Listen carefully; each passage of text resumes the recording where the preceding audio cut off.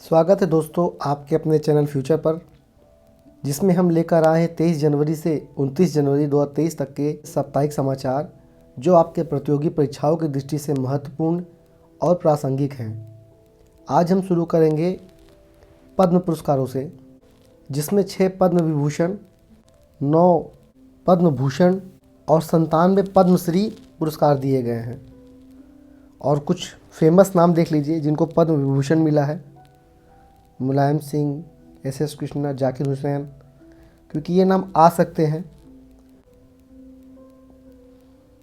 आप ये भी देख लीजिएगा इसमें से कौन उत्तर प्रदेश का है, क्योंकि ये भी प्रश्न पूछ लेता है कि इसमें से कितने लोग उत्तर प्रदेश के हैं। तो इस बार कुल 7 लोगों को पद्मश्री दिया गया है जो उत्तर प्रदेश से हैं। यह तथ्य आप याद रखिएगा अगर आप उत्तर प्रदेश का कोई परीक्षा देते हैं। पद्म विभूषण में श्री मुलायम सिंह यादव उत्तर प्रदेश के हैं। आप पद्म विभूषण और पद्म भूषण दो का तो नाम पूरा याद रख ही लीजिएगा। ये सबका डेटा दिया हुआ है। आपको अगर ये नाम पूरा देखना है तो आप नोट्स डाउनलोड कर लीजिएगा, हमारे टेलीग्राम चैनल पर उपलब्ध है नोट्स। और सब्सक्राइब करना ना भूलिए, तो चैनल ज़्यादा से ज़्यादा सब्सक्राइब करिए और ये पूरा नोट्स आपको टेलीग्राम पे मिल जाएगा PDF के रूप में। परमवीर चक्र विजेताओं के नाम पर अंडमान के 21 द्वीपों का नामकरण किया जाएगा। ये 21 परमवीर चक्र विजेता हैं। इनका नाम एक बार जरूर देख लीजिएगा आप। हो सकता है कि नाम पूछ ले, क्योंकि इस बार ऐसा हुआ है तो ये लोग पूछ लेते हैं नाम। छत्तीसगढ़ में एक स्थान है जगदलपुर, वहाँ पर अमर वाटिका का निर्माण किया गया है, जहाँ नक्सली मोर्चे पर शहीद हुए जवानों का नाम है। तो याद रखिएगा, अमर वाटिका, जगदलपुर, छत्तीसगढ़। राष्ट्रपति भवन में स्थित मुगल गार्डन का नाम अब अमृत उद्यान हो जाएगा। ये नाम बदल दिया गया है और अब होशंगाबाद स्टेशन का नाम नर्मदापुरम होगा। अब राष्ट्रपति को सलामी देने के लिए उपनिवेश काल की तोपों का प्रयोग नहीं होगा, बल्कि स्वदेशी तोपों का प्रयोग होगा। इसमें कुल 21 तोपों की सलामी दी जाती है। अब धीरे धीरे भारत स्वदेशी की ओर जा रहा है और इतिहास इस गति को बल प्रदान कर रहा है, क्योंकि हरियाणा के राखीगढ़ी में मिली कंकालों के अनुसंधान से पता चलता है कि इन कंकालों के DNA तो हम भारतीयों से मिलते ही हैं, साथ में हमारी शक्लें भी मिलती हैं। चेहरे के इस स्वरूप का निर्माण कंप्यूटर प्रोग्रामिंग के सहयोग से किया गया था। कि अधिकांश भारतीय वो सिंधु सभ्यता वाले ही लोग हैं जिनका प्रसार भारत के बाकी क्षेत्रों में हुआ है। तो ये सिद्ध कर रहा है कि आर्यन द्रविड़न की जो थ्योरी है, आर्य और द्रविड़ों की लड़ाई हुई थी, या आर्यों ने द्रविड़ों को साइड में दक्षिण में भेज दिया, या आर्यों ने द्रविड़ लोगों को दक्षिण भेज दिया, वो थ्योरी अब गलत सिद्ध हो रही है धीरे धीरे। फिलहाल अभी भी अनुसंधान चल रहा है इतिहास में, ये समय के साथ ही सिद्ध होगा कि किसने क्या किया। फिलहाल ये बात तो सिद्ध हो गया कि हड़प्पा सभ्यता में रहने वाले लोग आज के भारतीयों के पूर्वज ही थे।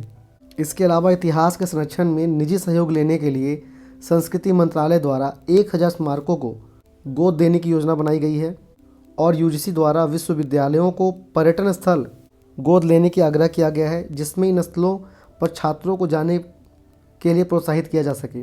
ASER की एक रिपोर्ट के अनुसार अब अभिभावक चाहते हैं कि उनके बच्चे पढ़े। शिक्षा के प्रति लोगों में जागरूकता आ रही है, इस कारण इनरोलमेंट में वृद्धि हुई है या नामांकन में वृद्धि हुई है। भारतीय रेलवे मिशन रफ्तार चला रही है, जिसके तहत रेलों की औसत गति बढ़ाने पर जोर दिया जा रहा है। इसी के तहत रेलवे प्लान कर रही है कि इंटरसिटी ट्रेन के लिए एलिवेटर का निर्माण किया जाएगा ताकि उनकी गति बढ़ाई जा सके। भारतीय निर्वाचन आयोग आधुनिक प्रौद्योगिकी के प्रयोग और मतदान की निष्पक्षता के विषय पर अंतर्राष्ट्रीय सम्मेलन की मेजबानी कर रहा है, जिसमें बताया कैसे आधुनिक तकनीक का प्रयोग करना है। यदि किसी की उम्र 17 वर्ष है तो वह वोटर कार्ड के लिए आवेदन कर सकता है, और जब वो 18 होगा तो उसे वोटर कार्ड दे दिया जाएगा।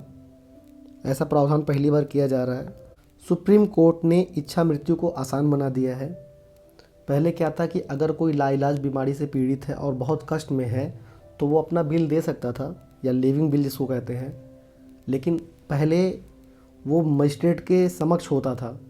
लेकिन अब वो शर्त हटा दी गई है, बिना मजिस्ट्रेट के भी लिविंग बिल दिया जा सकता है।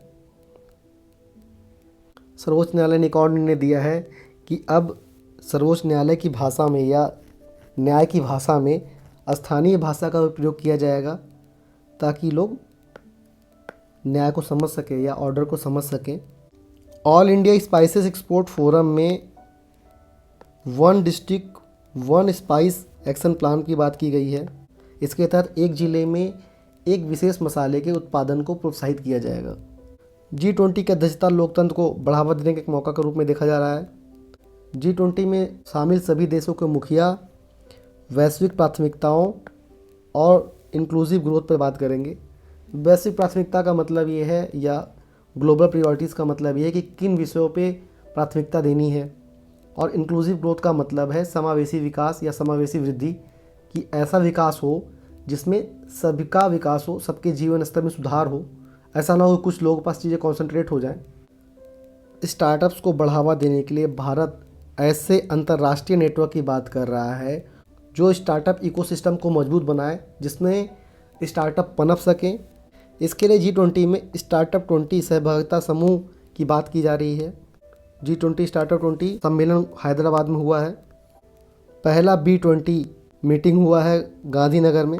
B20 माने जो बिजनेसमैन हैं 20 देशों के या G20 देशों के जो बिजनेसमैन हैं उनका सम्मेलन है ये। इसका आयोजन गांधीनगर में किया गया है।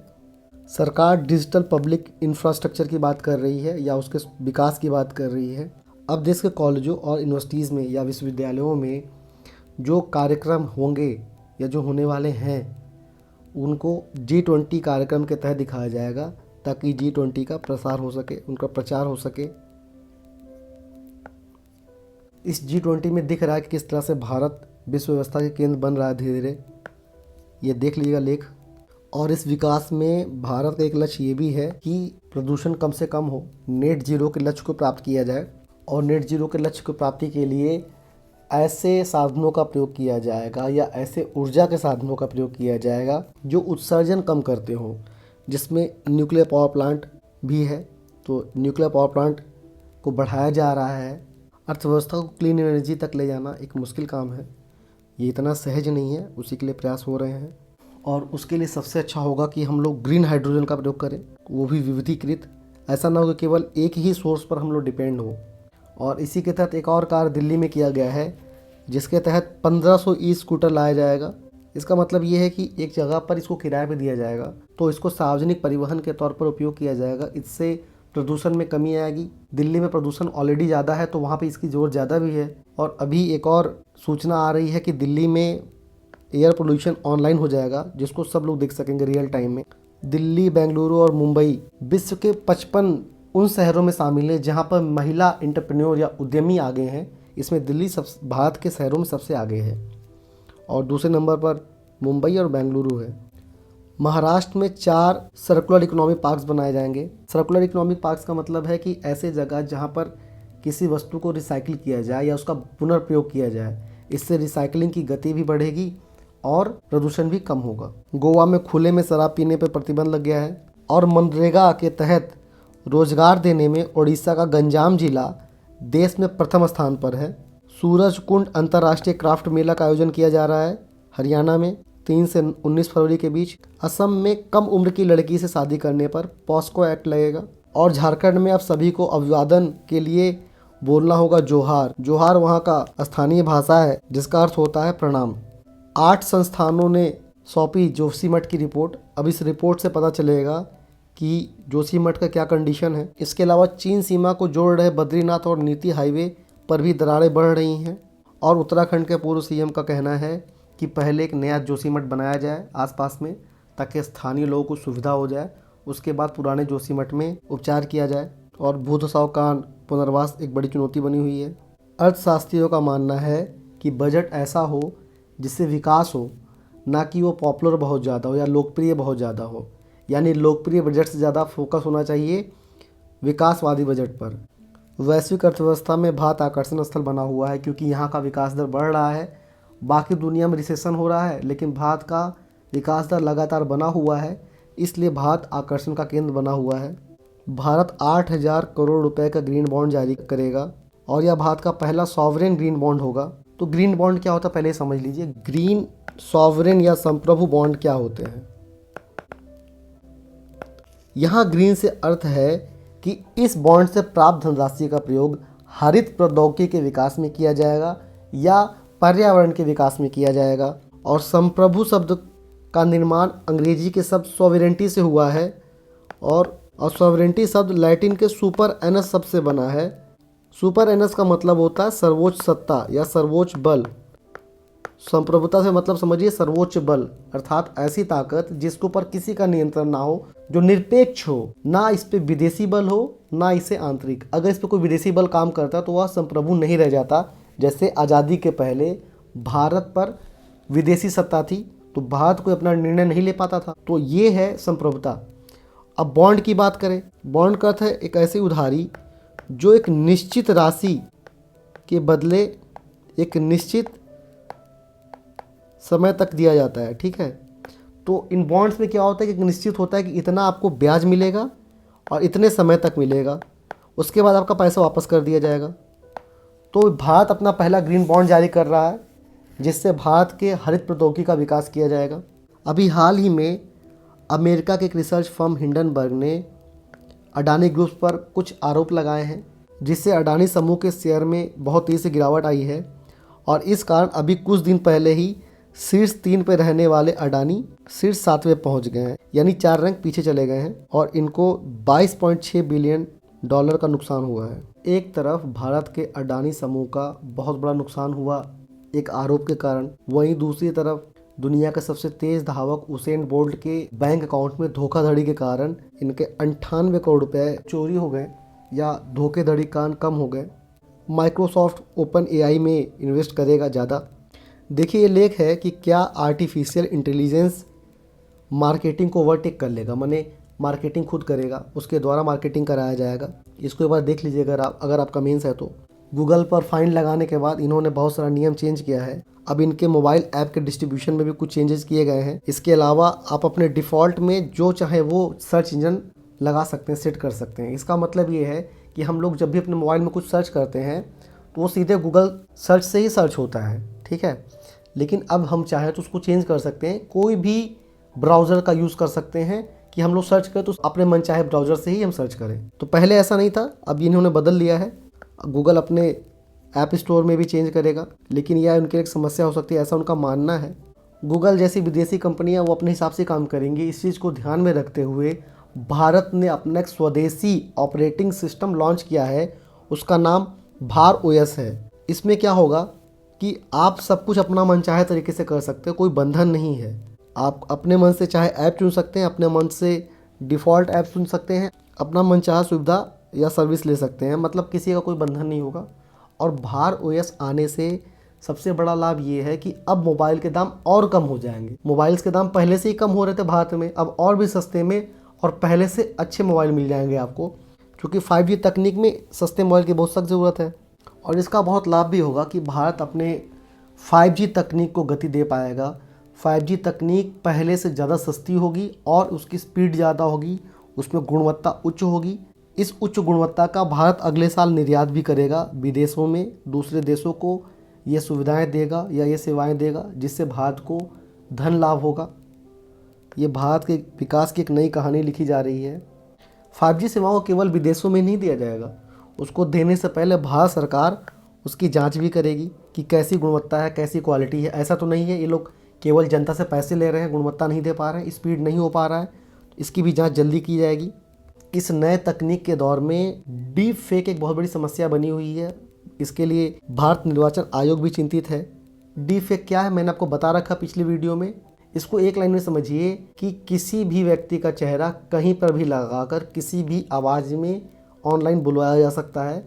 मतलब आप चाहे या ना चाहे आपके चेहरे का मिसयूज हो सकता है, इसी को डीप फेक कहते हैं। और चीन इस तकनीक में बहुत आगे है। सोचिए इस तकनीक से क्या क्या किया जा सकता है कि माने किसी भी अनजान व्यक्ति का चेहरा उठाया और कुछ भी बुलवा दिया। और ऐसे बुलवाने से कुछ भी हो सकता है। मान लें किसी धार्मिक समूह ने कह दिया कि यहाँ पे इनके साथ ऐसा शोषण हो रहा है या हत्याएं हो रही हैं, उससे पूरी दुनिया में या किसी देश में अशांति उत्पन्न हो सकती है और ये बहुत बड़ी समस्या है सुरक्षा के मामले में भी।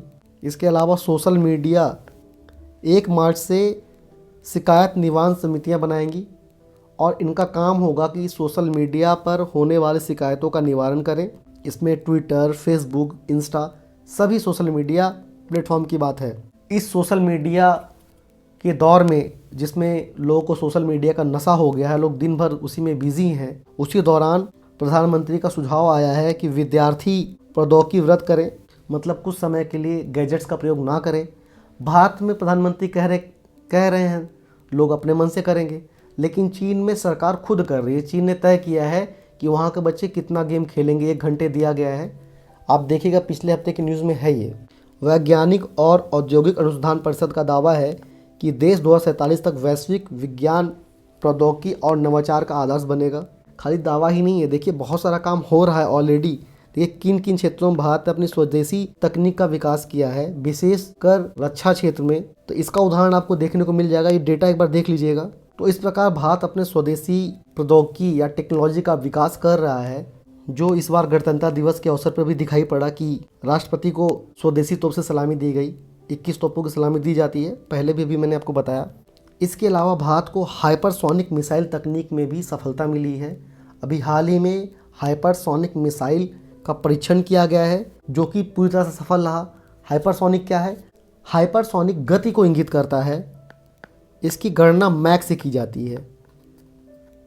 आवाज़ की गति 1 मैक होती है, लेकिन अगर किसी वस्तु की स्पीड या गति 6 मैक से ज़्यादा है तो उसे हाइपरसोनिक कहा जाता है। तो अभी जो मिसाइल बनाया गया है उसका स्पीड आपके आवाज़ से 6 गुना ज़्यादा है। तो आप सोच सकते हैं ये पलक झपकते वो कहाँ पहुँच जाएगा। तो इस समय भारत की सुरक्षा तंत्र या रक्षा तंत्र बहुत मजबूत है। जैसे ही ये पूरी तरह से विकसित हो जाएगा तो भारत की स्पीड जो है या मारक क्षमता बहुत ज़्यादा हो जाएगी। और भारत ने अपना स्कॉर्पियन श्रेणी का 5वां पनडुब्बी भी लॉन्च कर दिया है, जिसका नाम है INS वागीर। नौसेना में इसे साइलेंट किलर भी कहा जा रहा है। भारत और मिस्र की सेनाएं साइक्लोन नाम का युद्धाभ्यास कर रही हैं, जिसका उद्देश्य आतंकवादी हमलों को रोकना है या आतंकवादी हमलों को काउंटर करना है। तो साइक्लोन याद रखिएगा। भारत और जापान अपना पहला एयरक्राफ्ट एक्सरसाइज शुरू कर रहे हैं, वायुसेना अभ्यास। इसका नाम होगा वीर गार्डियन। नाम याद रखिएगा, वीर गार्डियन। भारत और जापानी वायुसेना का युद्धाभ्यास है। NSG और अमेरिका के स्पेशल ऑपरेशन फोर्स ने तरकस नाम का एक्सरसाइज किया है, जिसका उद्देश्य है आतंकवादियों से लड़ना या आतंकवादी गतिविधियों को नियंत्रित करना या आतंकवादी हमले को नाकाम करना। भारत के तीनों सुरक्षा बलों यानी जल सेना, थल सेना और वायुसेना ने मिलकर आंध्र प्रदेश में ट्रोपेक्स 23 नामक युद्धाभ्यास किया है। इसका लक्ष्य है तीनों सेनाओं के समन्वय में वृद्धि करना। सूर्य के अध्ययन के लिए भारत का पहला मिशन शुरू किया जाएगा। इसके तहत आदित्य L1 सैटेलाइट भेजा जाएगा, जो सूर्य और उसके कोरोना का अध्ययन करेगा। माउंट मेरापी में विस्फोट का खतरा बना हुआ है। ये ज्वालामुखी है, इंडोनेशिया में स्थित है। ऐसा अनुसंधान हुआ है जिससे अनुमान लगाया जा रहा है कि इसमें एक विस्फोट होने वाला है, और अगर ये विस्फोट होगा तो उससे कई सारी समस्याएं उत्पन्न होंगी। एक शोध के अनुसार अनुमान लगाया जा रहा है कि धरती के केंद्र ने उल्टी दिशा में घूमना शुरू कर दिया है। देखिए, गोवा में खुले में शराब पर प्रतिबंध लगाया गया, और वहीं WHO ने एक और सूचना दे दी कि थोड़ा सा भी अल्कोहल लेते हैं तो नुकसान करता है। तो देख लीजिएगा, चूँकि ये रिपोर्ट बार बार आ रहा है तो हो सकता है मेंस में इससे कुछ प्रश्न आ ही जाए। ई सिगरेट का सबसे ज़्यादा उपयोग युवा करते हैं और उनको लगता है कि इससे कोई नुकसान नहीं होता है, किंतु ये स्वास्थ्य के लिए बहुत हानिकारक है। अब लैब में बने हुए मांस भी उपलब्ध होंगे, मतलब ऐसा मांस जो पशु से नहीं निकाला गया है। पशु के किसी एक कोशिका को लैब में विकसित करके मांस बनाया गया है। तो अब ऐसा हो जाएगा कि मांस के लिए किसी जीव की हत्या ही ना की जाए, मतलब किसी जीव की कोशिका ली गई और उसको लैब में बनाकर बहुत सारा मांस बना दिया गया, जितनी जरूरत उतना डेवलप कर लिया गया, जो पीस चाहिए वो बन जाएगा लैब में। तो ऐसा हो गया है और जल्दी ही अमेरिका के रेस्टोरेंट में मिलेगा। अगर लैब में मांस बन सकता है तो लैब में ही शरीर के अंग भी बन सकते हैं। इसमें 3D प्रिंटिंग मशीन या 3D प्रिंटिंग तकनीक का प्रयोग किया जाएगा। देखिए, बहुत सारे ऐसे वायरस या बैक्टीरिया या ऐसे पैथोजन हैं जिन्होंने दवाइयों के प्रति प्रतिरोधक क्षमता विकसित कर ली है। तो ऐसा हो सकता है कि अब मामूली सा सर्दी जुकाम भी जानलेवा हो। तो इस समस्या से निपटने के लिए अनुसंधानकर्ताओं का एक समूह कार्य कर रहा है। रक्त में अगर भारी धातु है तो गुर्दे में कैंसर होने की संभावना बनी रहती है, और अगर आप नेल पॉलिश को सुखाने के लिए UV ड्रायर का प्रयोग कर रहे हैं तो उससे कैंसर का खतरा होता है। ब्रेस्ट कैंसर में हार्मोनल थेरेपी कैसे काम करती है उस पर ये लेख है, देख लीजिएगा। सर्वाइकल कैंसर के लिए एक टीका बनाया गया है जिससे इसका निवारण आसान हो जाएगा। और भारत में दुनिया की पहली नेजल कोविड वैक्सीन लॉन्च कर दी गई है। इसमें वैक्सीनेशन के लिए इंजेक्शन का प्रयोग नहीं किया जाएगा, माने नाक में डाल दिया दवा और वो वैक्सीन का काम करेगा। देखिए, एक तरफ हमारे प्रधानमंत्री सलाह दे रहे हैं कि प्रौद्योगिकी व्रत करें, दूसरी तरफ एम्स का भी रिपोर्ट आ रहा है कि बच्चे एक दिन में 2 घंटा से ज़्यादा स्क्रीन ना देखें, नहीं तो उनके आंखों में मायोपिया का खतरा हो सकता है। और एक रिपोर्ट है कि कैसे 1990 की दशक की तरह कंसंट्रेशन बनाया जाए या फोकस बनाया जाए। 1990 में एक व्यक्ति औसतन 150 सेकंड तक फोकस कर लेता था, सहज होता था, लेकिन ये घटकर 2012 में 75 सेकंड हो गया है। तो ये टिप्स है कि आपको कैसे फोकस बनाना है और ये ज़रूरी भी है। तो ये क्यों ज़रूरी है उस पर ये लेख है, एक बार इसको देख लीजिएगा। इसमें यह है कि भाई ऑनलाइन पर कम निर्भर रहें, पेपर वगैरह पढ़े, किताबें भी पढ़े, इससे आपका फोकस बढ़ेगा। और अभी द हिंदू न्यूज़पेपर ने एक बहुत अच्छा काम किया है कि अगर कोई जीव जंतु मर रहा है तो उस पर एक शोक समाचार पब्लिश कर रहा है कि ये जीव की मृत्यु हुई है। इस शोक समाचार से लोगों में जीवों के प्रति जागरूकता आएगी।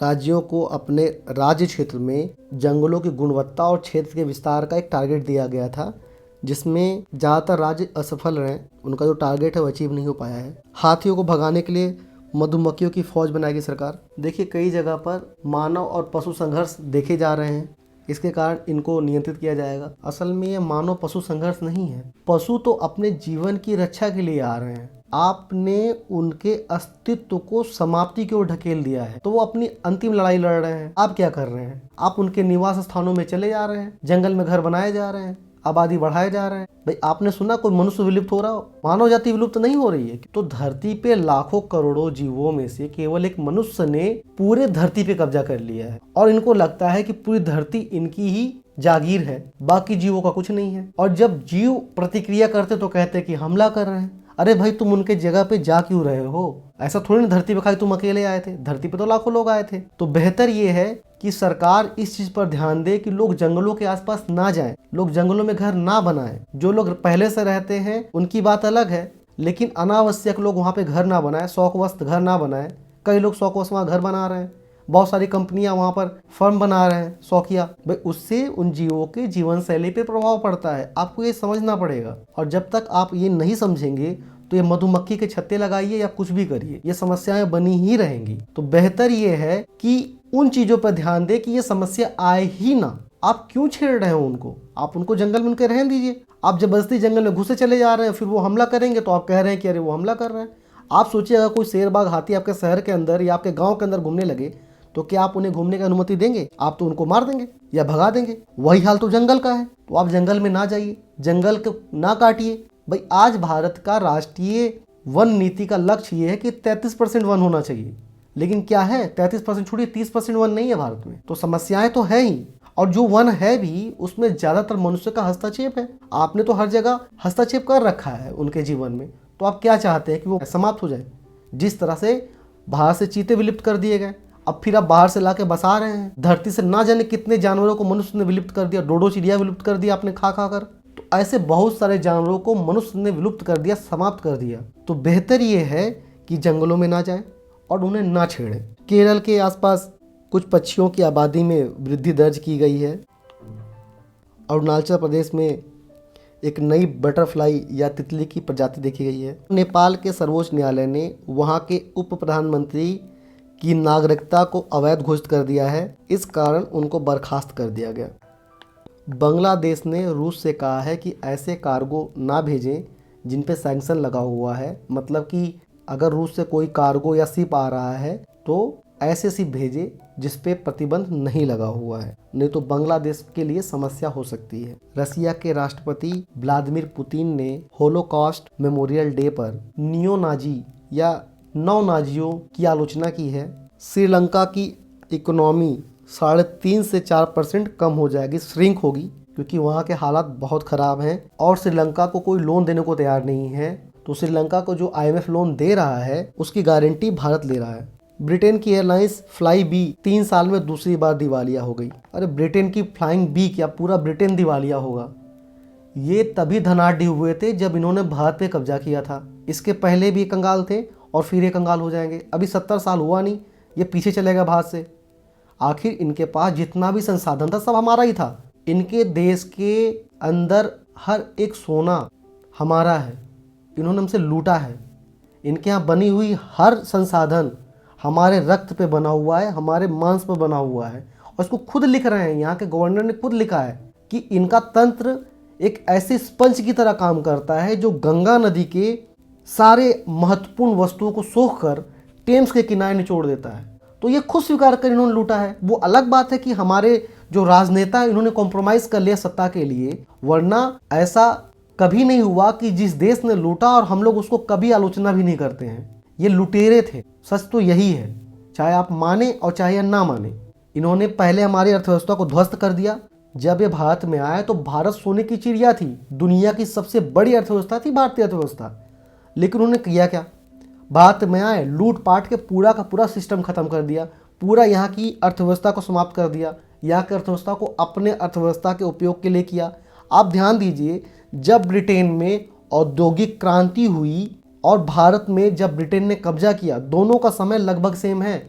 तो वहाँ का जो औद्योगिक क्रांति हुआ असल में वो भारतीय पैसा ही था। भारतीय पैसे के कारण ही वहाँ पे औद्योगिक क्रांति हुई, नहीं तो अब ब्रिटेन के बस का नहीं कि औद्योगिक क्रांति कर ले, उनके पास फंड ही नहीं था। सारा पैसा यहाँ से ले गए, वहाँ औद्योगिक क्रांति की, सब कुछ बना लिया।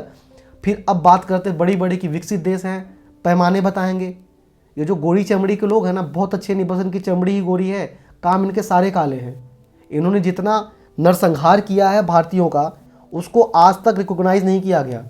आप सोचिए, होलोकॉस्ट के लिए यहूदी लड़ते रहे, आज भी स्वीकार करवा दिया। लेकिन आपको क्या पता है कि भारत के कितने लाख करोड़ लोगों को इन लोगों ने मार दिया? उस पर तो आज तक किसी ने कोई होलोकॉस्ट डे नहीं मनाया। हम लोगों को कहा जाता है कि शांतिपूर्ण था हम लोग का सत्ता हस्तांतरण, तो जो लाखों करोड़ लोग मरे वो क्या था? तो ब्रिटेन जैसे देश तभी तक सर्वाइव कर पाएंगे जब तक उनके पास शोषण का कोई साधन हो। इनके पास शोषण का साधन खत्म हुआ 47 और 2022, देख लीजिए इनका क्या हाल है। और 10-20-50 साल और बीतने दीजिए, ये खत्म हो जाएंगे। इनकी अर्थव्यवस्था में कुछ है ही नहीं, क्योंकि यहाँ के लोग काम नहीं करना चाहते हैं और झूठ मूठ का अपने आप को इंटेलेक्चुअल बनते हैं। हमारे पास इतना कुछ था कि आप सोच नहीं सकते। इन्होंने क्या किया? हमारी किताबें चुराई और कॉपी पेस्ट मार दिया, और हमेशा अभी भी करते रहते हैं। आप देखिए, हर रोज़ सुनने में आता है कि कभी ये लोग कड़ी पत्ता पे पेटेंट मांग लेंगे, कभी ये नीम पर पेटेंट मांग लेंगे, कभी ये हल्दी पेटेंट मांग लेंगे। हम लोग पता नहीं कब से नीम, हल्दी और कड़ी पत्ता का प्रयोग कर रहे हैं और पेटेंट इनको चाहिए। सोचिए कितने सारे लोग हैं जिन्होंने बड़े बड़े काम किए, इनको ये लोग चोरी कर लेते हैं, फिर उस पर पेटेंट ले लेंगे। अंग्रेजों ने पैसे और ज़मीन के लिए ना जाने कितने लोगों को मार दिया।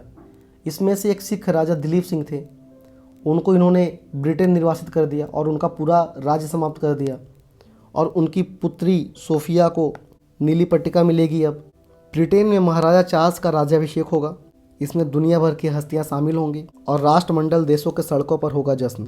भाई क्यों जश्न होगा? हम उनके गुलामी को मना रहे हैं। राष्ट्रमंडल का मतलब यही है कि वही देश जो अंग्रेजों के गुलाम थे, तो अंग्रेजों को गुलाम अब अंग्रेजी राजा के राज्याभिषेक में नाचे, उत्साह मनाए कि अरे इन्होंने हमारी हत्याएं कराई थी। ऐसे किसी भी जश्न को मनाना राष्ट्रीय स्वाभिमान के खिलाफ है, ये गुलामी का प्रतीक है, ये अस्वीकार्य है। अगर भारत इसको मनाता है तो आप विरोध मत करिएगा, वैसे सामान्य तौर से देखा जाए तो ये गलत है। क्योंकि हम लोग यूपीएससी के लिए पढ़ रहे हैं या स्टेट पीसीएस के लिए पढ़ रहे हैं, तो हम लोग सरकारी कदम का ज़्यादा विरोध नहीं कर सकते। लेकिन अगर वास्तविक तौर से देखा जाए या निजी तौर से देखा जाए तो ये निहायत ही गलत है और ये अपमानजनक है कि जिन देशों ने आपके लोगों की हत्याएं की, आप पे क्रूरताएँ की, आप पर अत्याचार किया, आपके पैसे लूटे, आपको गरीबी की दलदल में धकेल दिया और आपकी उन सारी चीज़ों को नष्ट कर दिया जिस पर आप गर्व करते थे, अगर उन लोगों के लिए आप उत्सव मनाते हैं तो इससे बड़ा अपमान और दुख का विषय कुछ नहीं हो सकता। तो अगर जो राष्ट्रमंडल देश इनके राज्याभिषेक पर खुशी मनाते हैं, उनके अंदर कोई भी राष्ट्रीय गर्व नहीं है। अब भारत क्या करेगा वो तो पता चलेगा समय के साथ। इस पे भारत का आधिकारिक व्यू क्या होता है, भारत का जो आधिकारिक व्यू होगा हमें उसे मानना होगा और उसी को एग्ज़ाम में लिखना होगा। आप ये नहीं कि अपने मन से लिख दिया नहीं गलत है गलत है। आपको केवल वही लिखना है जो भारत का आधिकारिक व्यू है या जो भारत का आधिकारिक नज़रिया है। न्यूजीलैंड के 41वें प्रधानमंत्री बने हैं क्रिस हॉपकिंस। पाकिस्तान में ग्रिड फेल हो गया है। इनके पास फुर्सत कहाँ है अपने देश के विकास के लिए? इनको तो भारत को परेशान करने में मज़ा आता है, अब ये खुद ही परेशान हो रहे हैं। भारत ने पाकिस्तान को सिंधु नदी समझौते पर एक नोटिस भेजा है। नोटिस भेजने का कारण यह है कि भारत मानता है कि पाकिस्तान इस समझौते के प्रावधानों के प्रति गंभीर नहीं है। ये लेख है कि भारत चीन को कैसे काउंटर करे और ये उनके पॉपुलेशन की तुलना है। भारत यूरोपीय यूनियन द्वारा लगाए गए कार्बन टैक्स के मामले को WTO में उठाएगा। सानिया मिर्जा ग्रैंड स्लैम से संन्यास ले रही हैं। 5 दिनों का खेलो इंडिया कार्यक्रम घोषित किया गया है जो 30 जनवरी से 11 फरवरी 2023 तक चलेगा, जिसमें 6000 खिलाड़ी होंगे, 27 खेल होंगे और 9 शहरों में इसका आयोजन किया जाएगा। सूर्य कुमार बने वर्ष के सर्वश्रेष्ठ T20 क्रिकेटर और गेंदबाज मोहम्मद सिराज बने वनडे के नंबर 1 गेंदबाज। और इनकी पॉइंटिंग इनकी बड़ी बड़ाई कर रहे हैं सूर्य कुमार की। भारतीय कुश्ती संघ के अध्यक्ष पर कुछ आरोप लगे हैं, तो उनकी जांच के लिए एक पैनल बनाया गया है जिसकी अध्यक्षता मैरी कॉम करेंगी। अब तक हमने जो भी चर्चा किया वह सभी परीक्षाओं से संबंधित था, चाहे वो UPSC हो या स्टेट PCS हो या कोई भी एक दिवसीय परीक्षा हो, किंतु आगे की चर्चा केवल मुख्य परीक्षा वाले परीक्षाओं से संबंधित है जो विशेषकर UPSC और स्टेट PCS से संबंधित है। आज हम लोग इस पर टैगलाइन पर चर्चा करेंगे कि साधु ऐसा चाहिए जैसा शुभ सुभाए, सार सार को गही रहे, थोथा दे उड़ाए। मतलब ये है कि ऐसा चाहिए, साधु ऐसा होना चाहिए जो अच्छी चीज़ें अपने पास रखे और ख़राब चीज़ों को निकाल दे। तो उसी पैटर्न पर हम लोग मेंस पढ़ेंगे कि जो काम की चीज़ें हैं केवल उतना ही अपने पास रखें, अनावश्यक चीज़ों को पढ़ने की कोई ज़रूरत नहीं है। और अनावश्यक चीज़ों का प्रयोग भी अपने पेपर में मत करिएगा मेंस में, नहीं तो नंबर सही नहीं मिलेगा। क्योंकि जितने भी आर्टिकल्स शामिल किए गए हैं वो सामान्य नज़रिए से लिखे गए हैं, वो लेखक के अपने नज़रिए होते हैं। इसमें से केवल आप उन्हीं चीज़ों को उठाइए या उन्हीं चीज़ों का प्रयोग करिए जो आपके लिए प्रासंगिक हो, अनावश्यक चीज़ों पे हाथ ना लगाइए। तो देखिए, ये संविधान के बेसिक स्ट्रक्चर पे ये लेख है। और अभी न्यायपालिका और विधायिका पर जो घर्षण चल रहा है उस पर ये लेख लिखा हुआ है कि वी आर द पीपुल, यानी हम भारत के लोग के शब्द का गलत इंटरप्रिटेशन किया जा रहा है। देखिए, अभी भारत के सर्वोच्च न्यायालय और विधायिका में एक घर्षण की स्थिति बनी हुई है और इसमें रोज़ कुछ ना कुछ नया नया सुनने को मिल रहा है। इस पर कई लेख लगातार मिल रहे हैं, आप देख लीजिएगा, क्योंकि यहाँ से प्रश्न आने की पूरी संभावना है। किस मेंस में आएगा इसकी कोई भविष्यवाणी नहीं की जा सकती, लेकिन यहाँ से प्रश्न आना तय है। ये लाइन आपके लिए बहुत महत्वपूर्ण है, इसको उठा लीजिएगा, मेंस में काम आएगा। किसी भी समकालीन नेता का नाम कभी मत लिखिए अपने पेपर में। पूर्व या जो नहीं है उनका नाम लिख सकते हैं, लेकिन समकालीन नेतृत्व का नाम लिखने से बचें, चाहे वो कोई भी हो, चाहे प्रधानमंत्री हो, चाहे राष्ट्रपति हो। देखिए, यह लेख तमिलनाडु के इरुला जनजाति से संबंधित है। इनको बहुत अधिकार नहीं दिया गया था, अब इनको स्वनियमन या खुद कर निर्णय लेने का अधिकार दिए जा रहे हैं। उसी पर ये लेख है, इसको एक बार जरूर देख लीजिएगा। UPSC के लिए खासकर ये महत्वपूर्ण है। वोटर ही लोकतंत्र को संवारते हैं, उनके बिना तो लोकतंत्र ही नहीं है। उसी पर ये लेख है। सुशासन में नैतिकता की क्या जगह है, क्योंकि नैतिकता के बिना सुशासन संभव ही नहीं है। उस पर ये लेख है, जरूर देखिए। ये आपके पेपर 4 में भी यूज़फुल है। जब मेंस के GS का पेपर 4 लिखेंगे वहाँ पर ये बहुत यूज़फुल है। ये देखिए, ये लेख है कि स्टेट यानी जो राज्य थे भारत के या जो प्रांत हैं, सही शब्द का प्रयोग किया तो प्रांत या प्रोविंस जो है, उन सभी प्रोविंसों का बजट पहले भारत के केंद्रीय बजट से कम होता था, लेकिन अब चीज़ें बदल गई हैं। अब राज्यों का कुल बजट भारत के केंद्रीय बजट से ज़्यादा हो गया है। उस पर ये लेख एक बार जोर समझिएगा, क्योंकि बजट आया हुआ है और ये नया परिवर्तन है, तो हो सकता है यहाँ से कुछ प्रश्न बन जाए। आर्थिक असमानता की खाई चौड़ी हो रही है। देखिए, जब भी किसी अर्थव्यवस्था का विकास होगा तो शुरुआत में आर्थिक असमानता बढ़ती ही बढ़ती है, लेकिन एक समय के बाद वो धीरे धीरे कम होने लगती है। और इस असमानता को कम करने का सबसे अच्छा तरीका है माइक्रो फाइनेंस। माइक्रो फाइनेंस माने छोटे से छोटे एक यूनिट को फाइनेंस की सुविधा दी जाए। तो उस पर ये लेख एक बार जोर देख लीजिएगा। ये इनकम और टैक्स पर एक लेख है। इस बार क्या हुआ, टैक्स के क्षेत्र में बहुत सारे सुधार किए जा रहे हैं जो बजट में आपको दिख जाएंगे। और 1 फरवरी को जारी किए गए केंद्रीय बजट पर एक वीडियो आपके चैनल पर है, आप चाहें तो उसको जाकर देख सकते हैं। उसमें बजट के मुख्य बिंदु बनाए गए हैं जो आपके परीक्षा की दृष्टि से महत्वपूर्ण है। और ये जो टॉपिक है आपके मेंस के लिए महत्वपूर्ण है, एक बार इसको देख लीजिएगा, क्योंकि टैक्सेशन में बहुत सारे चेंजेस किए गए हैं। कॉर्पोरेट टैक्स को कम किया जा रहा है। कम क्यों किया जा रहा है? कम इसलिए किया जा रहा है कि अगर कॉर्पोरेट टैक्स कम होगा तो विदेशी कंपनियां यहाँ पर उत्पादन करेंगी। इसके अलावा टैक्सेशन में वृद्धि होगी, क्योंकि बहुत ज़्यादा टैक्स के दर होने के कारण लोग टैक्स देने से बचते हैं। लेकिन जब टैक्स का दर कम होगा तो लोग टैक्स देंगे, क्योंकि उससे क्या होगा कि उनको अपना पैसा वाइट करने में आसान होता है। ठीक है, तो टैक्स कम करने से कई सारे लाभ हैं, तो उसी लिए सरकार ने टैक्स के दरों में कमी की है। लेकिन इसका भी लाभ एक सीमा तक ही है, बहुत ज़्यादा कम करने से भी नुकसान होता है। एक सीमा तक कर की दर को कम करने से कर के संग्रहण में सुधार होता है, लेकिन बहुत ज़्यादा कम कर देंगे तो टैक्स संग्रहण या टैक्स कलेक्शन में कमी आ जाएगी। तो इस चीज़ को याद रखिए, बैलेंस बहुत ज़रूरी है। कॉर्पोरेट टैक्स में परिवर्तन हो रहा है। Why currency is still in demand, देखिए इसका सीधा मतलब है करेंसी डिमांड में क्यों है। तो जहाँ पर नेट की सुविधा नहीं होगी, या लोग शिक्षित नहीं होंगे, या जिनके पास संसाधन ही नहीं होगा, मान ली मोबाइल है ही नहीं, तो वो कैसे ऑनलाइन ट्रांजेक्शन करेंगे। ठीक है, तो इसमें बताया गया, हो सकता है यहाँ से प्रश्न आ जाए। ये यूपीएससी के लिए बहुत महत्वपूर्ण है और स्टेट पीसीएस के लिए भी इम्पॉर्टेंट है, इसको एक बार देख लीजिएगा। आर्थिक नीतियों में मोरल और बौद्धिक क्राइसिस पर ये लेख है। ऐसा यूपीएससी में तो बनता रहता है प्रश्न, तो ऐसे प्रश्न लोग आके फंस जाते हैं कि ये क्या पूछ दिया। अच्छा, ये पेपर 4 में भी बड़ा यूज़फुल होगा। ये भारत अपनी एक नई इंडस्ट्री पॉलिसी ला रही है जिससे उद्योगों के विकास को गति मिले। कैबिनेट नई कंपटीशन बिल लाने वाली है।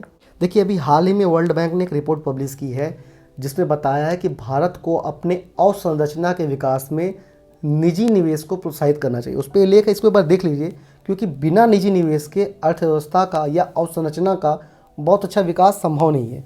आखिर सरकार की भी अपनी एक सीमा होती है, एक सीमा के पास सरकार काम नहीं कर सकती, इसलिए निजी क्षेत्र को प्रोत्साहित करना बहुत ज़रूरी है। तभी किसी देश और उस देश के अवसंरचना का विकास होगा, और जब अवसंरचना का विकास होगा देश का विकास अपने आप ही हो जाएगा, अगर वहाँ पर नीतियाँ सही हैं और ईमानदारी है और सही से लोग कार्य कर रहे हैं, यानी कार्य संस्कृति मजबूत है, तो वहाँ का विकास तय है। भारत की बहुत सारी धरोहरें ऐसी हैं जिनका आज तक संरक्षण ही नहीं किया गया, उस पर ये लेख है। और उन धरोहरों से क्या क्या प्राप्त किया जा सकता है, केवल इतिहास के ज्ञान का बात नहीं है। अगर उन धरोहरों का संरक्षण किया जाए तो उसको पर्यटन स्थल के तौर पर विकसित किया जा सकता है, उसके कई सारे लाभ हैं। उस पर ये लेख है, एक बार देख लीजिएगा। देखिए, महिलाओं पर हमेशा आपको 1-2 प्रश्न मिल ही जाता है, तो ये लेख उसी पर है। अंतहीन अत्याचार की वजह से स्त्री, देखिए अत्याचार का संबंध लिंग से भले माना जाता है, लेकिन वास्तव में अत्याचार का असली संबंध शक्ति से होता है। जो शक्तिशाली है उसके ऊपर कोई अत्याचार नहीं कर सकता। ठीक है, तो जब भी कोई कमजोर होगा, चाहे वो किसी जाति का हो चाहे वो किसी लिंग का हो, उस पर अत्याचार होगा ही होगा। ये एक ऐसा फेनोमिना है जो चलता रहता है, तो ये उस पर लेख है। और महिला पर एक क्वेश्चन या एक लेख हमेशा आता है, कोई भी निबंध का पेपर उठा लीजिए, आपको महिलाओं पर एक लेख मिल जाता है, तो ये वहाँ पर यूज़फुल होगा, इसको पढ़ लीजिएगा एक बार। विवाह और परंपरा पर आघात, ये एक बहुत यूनिक लेख है, एक बार इसको जरूर देखिए। देखिए, ये लेख है कि भारत में किस तरह से भोजन की बर्बादी होती है। अगर भोजन की बर्बादी ना हो तो कोई भी भूखे ना रहे। ठीक है, तो ये उस पर लेख है, इसको एक बार देख लीजिएगा, ये भी बहुत यूज़फुल है आपके पेपर 4 के लिए। 2023 में बहुत ज़्यादा गर्मी की संभावना है और इसमें एल नीनो के कारण और भी समस्याएं उत्पन्न होंगी, क्योंकि जब एल नीनो आता है तो भारत में वर्षा हो जाती है कम। तो उस पर ये लेख है और ये जलवायु परिवर्तन से संबंधित है, इसको एक बार जरूर देख लीजिए। और पिछले वीडियो में मैंने आपको बता रखा कि एल नीनो क्या होता है, ये पर्यावरण संबंधित एक लेख है, एक बार देख लीजिएगा इसको। देखिए, जोशीमठ पे समस्याएं हो रही हैं, इसके अलावा कई पहाड़ी स्थलों पर समस्याएं हो रही हैं। उसका कारण ये ही कि अनावश्यक विकास वहाँ किया जा रहा है। प्रकृति से जब भी आप छेड़छाड़ करेंगे तो प्रकृति आपके साथ छेड़छाड़ करेगी, इससे प्रकृति से ज़्यादा छेड़छाड़ मत करिए, विकास करिए लेकिन उतना ही जितना जरूरी है। अनावश्यक हस्तक्षेप या ज़रूरत से ज़्यादा बर्डन डाल देंगे तो प्रकृति प्रतिक्रिया करेगी और फिर उसका फल देखने को मिल जा रहा है। पहाड़ों पे जो सुरंगें बनाई जा रही हैं, जो टनल्स बनाए जा रहे हैं, वो कितनी समस्याएं खड़ी कर सकते हैं, उस पर ये लेख है। केन बेतवा नदी जोड़ो परियोजना पर ये लेख है, देख लीजिए एक बार। देखिए, ये बहुत महत्वपूर्ण है। भारत का जो ग्राउंड लेवल वाटर है या भूगर्भ जल है, उसका स्तर गिर रहा है, उस पर ये लेख है, उसको कैसे मैनेज करना है। मैनेज क्या करना है, अगर आपने वर्षा जल का संचयन कर लिया, अपने आप मैनेज हो जाएगा। वर्षा जल का ज़्यादातर पानी तो आप नालों के माध्यम से नदी में बहा देते हैं, उससे नदी भी प्रदूषित होती है और आपका भूगर्भ जल भी रिचार्ज नहीं होता। तो बेहतर ये है कि वर्षा के जल का संचयन किया जाए और उससे भूगर्भ के जल को रिचार्ज किया जाए। ऐसी समस्याओं का ऐसे सहज निदान है, उसके लिए बस ज़रूरी ये है कि आप सही इच्छा शक्ति से काम करें। इजराइल में भारत से बहुत कम वर्षा होती है लेकिन उसने पूरा मैनेज कर रखा है। अब भारत में इतनी ज़्यादा वर्षा होती है लेकिन फिर भी मैनेज नहीं है। देखिए, ये लेख है कि भारत के विश्वविद्यालयों को विश्व के अन्य विश्वविद्यालयों से जोड़ा जाए।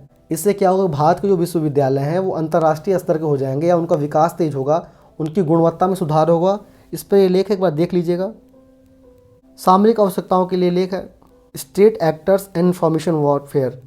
देखिए ये लेख बहुत महत्वपूर्ण है, क्योंकि ये लेख वर्तमान और भविष्य की समस्याओं को इंगित करता है या उसके बारे में बताता है और उसका क्या समाधान हो सकता है, उस पर ये लेख। इसको एक बार जरूर पढ़िए। अगर आपका यूपीएससी या कोई भी स्टेट पीसीएस है, यूपीएससी वाले इसको 100% पढ़े, छोड़े ना, ये बहुत महत्वपूर्ण है आपके पेपर के लिए। देखिए 5G के कारण तकनीकी में सुधार होगा, डेटा का स्पीड बढ़ जाएगा, तो कई सारी चीज़ों में अपडेट होगा और कई सारी चीज़ों में सुधार होगा और नई चीज़ें आएंगी। डेटा प्रोटेक्शन पर एक नया विचार है या नया अप्रोच है बच्चों के लिए। संकट से जूझता बचपन, देखिए ये लेख मेंस में जीएस फर्स्ट में महत्वपूर्ण होगा। देखिए अभी जो है बच्चों के सामने अलग समस्याएं हैं। पहले क्या होता था कि आर्थिक कमी के कारण उनकी ज़रूरतें पूरी नहीं हो पाती थी। अब क्या है कि आर्थिक स्थिति सुधर गई है, अब लोग पैसे कमाने में बिजी हैं, इसलिए बच्चों की देखभाल नहीं कर पाते, तो बच्चों को कई सारी समस्याओं का सामना करना पड़ रहा है, विशेषकर मानसिक समस्याओं की। तो इस पर ये लेख एक बार देखिए कि कैसे बच्चे मानसिक समस्याओं से जूझ रहे हैं। बड़े उन पर ध्यान देने का समय नहीं, क्योंकि लोग पैसा कमाने में व्यस्त हैं। इस पर ये लेख एक नए अप्रोच पर है और यहाँ से हो सकता है कि प्रश्न बन जाए। ठीक है, इसको एक बार देख लीजिए। देखिए ये मेंस में पेपर 4 और निबंध दोनों में यूज़फुल है। Knowing the difference between needs and wants, मतलब ज़रूरत क्या है और चाहते क्या है, दोनों में क्या अंतर है। भाई आदमी की ज़रूरत बहुत सीमित है, लेकिन चाहते बहुत ज़्यादा होती हैं। चाहत तो कभी पूरी ही नहीं, तो इच्छा कभी पूरी ही नहीं हो सकती। ठीक है, तो उस पर ये लेख है, एक बार देख लीजिए। तो आज के लिए बस इतना ही। लाइक करिए, शेयर करिए और सब्सक्राइब करिए। और बजट पे भी वीडियो बनाया गया है, उसको जाकर देख लीजिए। और अगर आपका बीपीएससी है तो उस पर भी 1-2 वीडियो हैं, देखिए। और आगे भी वीडियो आएंगे और जल्दी ही हम लोग आर्थिक समीक्षा पर भी एक वीडियो बनाएंगे, जिसमें आपके ज़्यादातर प्रश्नों को कवर किया जाएगा। तो आज के लिए बस इतना ही। धन्यवाद।